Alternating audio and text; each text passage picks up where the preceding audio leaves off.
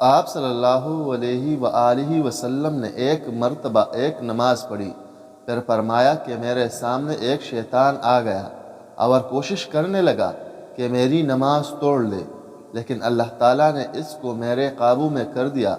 میں نے اس کا گلا گھونٹا یا اس کو دھکیل دیا۔ آخر میں میرا ارادہ ہوا کہ اسے مسجد کے ایک ستون سے باندھ دوں، اور جب صبح ہو تو تم بھی دیکھو۔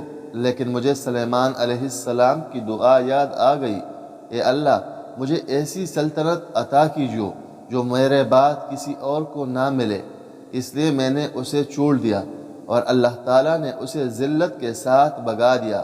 اس کے بعد نضر بن شمیل نے کہا کہ زادہ زال سے ہے، جس کے معنی ہے میں نے اس کا گلا گھونٹ دیا، اور دعتا کہ اللہ تعالیٰ کے اس قول سے لیا گیا ہے یوم یدعونا، جس کے معنی ہے قیامت کے دن وہ دوزخ کی طرف دھکیلے جائیں گے۔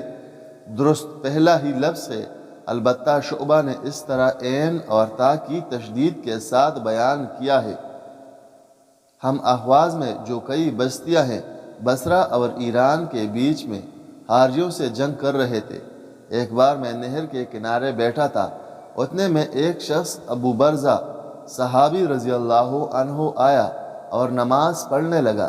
کیا دیکھتا ہوں کہ ان کے گھوڑے کی لگام ان کے ہاتھ میں ہے۔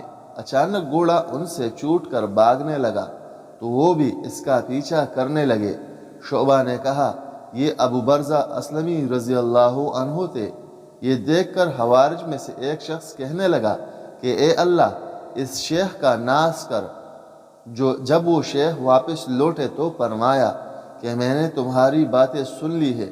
میں نے رسول اللہ صلی اللہ علیہ وآلہ وسلم کے ساتھ 6 یا 7 یا 8 جہادوں میں شرکت کی ہے، اور میں نے آپ صلی اللہ علیہ وآلہ وسلم کی آسانیوں کو دیکھا ہے، اس لیے مجھے یہ اچھا معلوم ہوا کہ اپنا گھوڑا ساتھ لے کر لوٹوں، نہ کہ اس کو چھوڑ دو، وہ جہاں چاہے چل دے اور میں تکلیف اٹھاؤں۔